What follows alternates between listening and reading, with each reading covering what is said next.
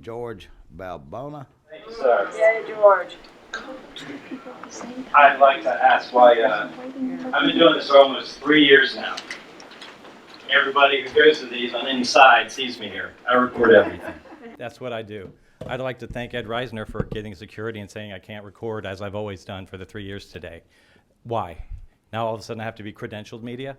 I'm media. That means many. I'm one of the many. I'm here, I'm covering, and I'm documenting. I'm a witness. Let's start talking. All right. Barry, thanks for being here. You seem to be everywhere.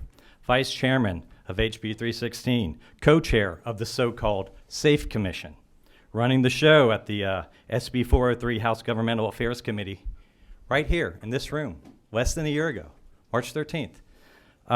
Congressman, please listen to what your buddy Barry Fleming had to say less than a year ago in this very room when discussing the possibility of Georgia counties having to pick up any additional costs related to new voting machines. And I quote, "Nothing happens that we ask them to do unless we tell them to do it or we appropriate the money, and we can do either.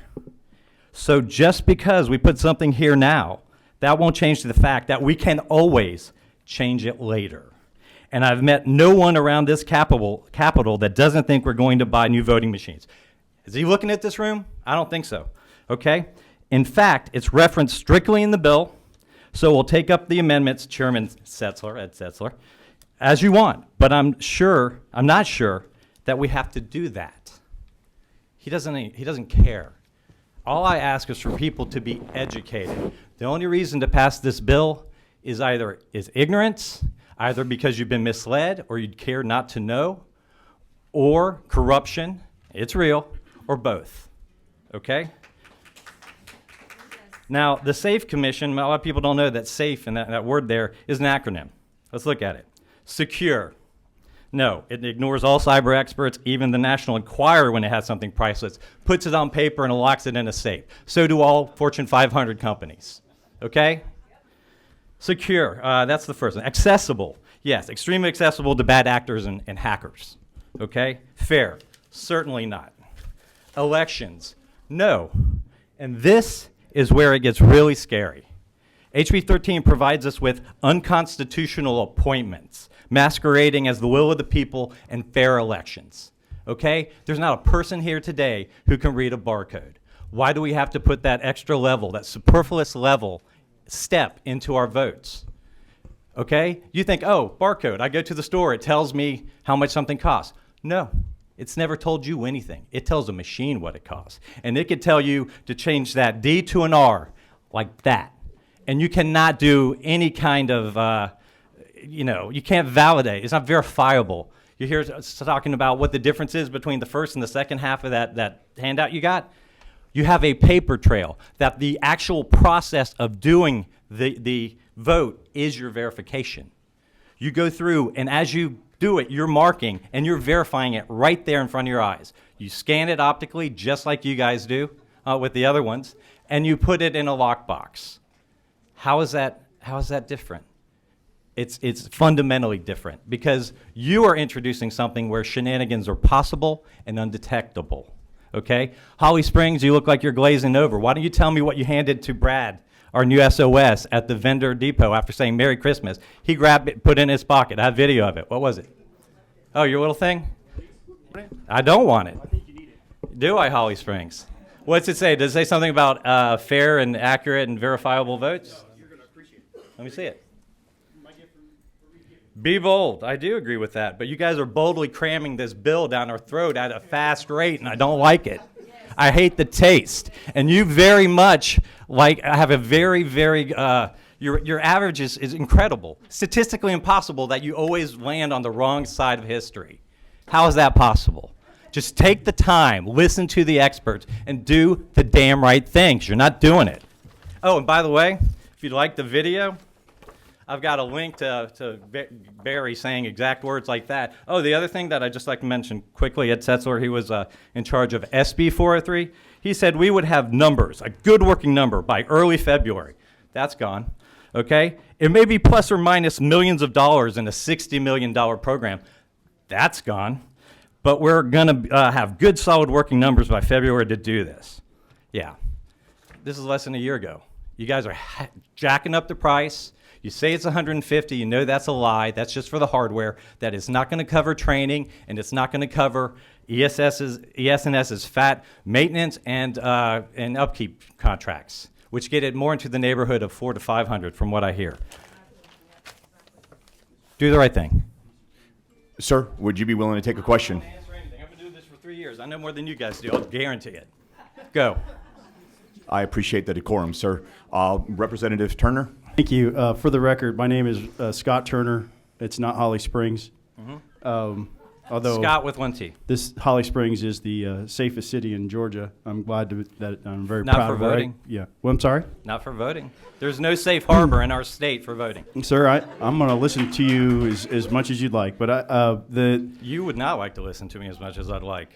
But go ahead. no, I don't think you would find that we are very far I'm- apart on a lot of issues. Excuse me. Okay. I want to take chairman's privilege. Thank you, sir. Sir, if you don't mind, I'd like to just go ahead and just have a cordial dialogue. Would that be Cordial. fine? Thank you for your time. I sure would appreciate that, sir. Thank you so much. I'd like to give it back to Representative Turner, please. Thank you. And just so everybody knows it's here, I made it a mission this year to I have 2 life verses. And this, I'm going to take a moment to just as a privilege, because you called me out for giving a bracelet to the Secretary of State. And on that bracelet it has 2 verses, and the first one's Matthew 6:26, which says, "Don't worry about your life. Look at the birds of the air. God takes care of the birds. He's going to take care of you." And the second one is Acts 4:29, which says, "Now, Lord, consider their threats and allow your servant to speak your word with great boldness." And I have found that those 2 in combination have served me well here. And so I wanted to share that with everybody I possibly could, because this is my last term. So I'm sorry that caused you to break out some sort of conspiracy theory that you thought was off the chain, but now you have that bracelet. It's the same one I gave to the secretary at the I'm wearing thing, and I hope you do wear it, and I hope it brings you inspiration. And I don't mind that you're boldly speaking out today, but I have to say, there's nothing wrong with being passionate and being a witness. And I don't know what happened to you when you walked in the door today, but and I've heard the stories today about people questioning trust. I want to just, if I could, I was talking to my freshman friend here today, and I said, 2 years ago I packed this snowball at the top of a hill, and this is the result of that snowball that rolled down the hill. This is a process. We're going to hear everybody out, including you.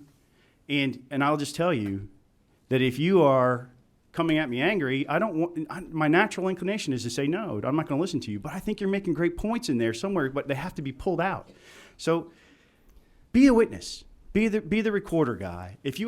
I'm sorry that it had to be today that you had to ask me about what I gave to the secretary that day.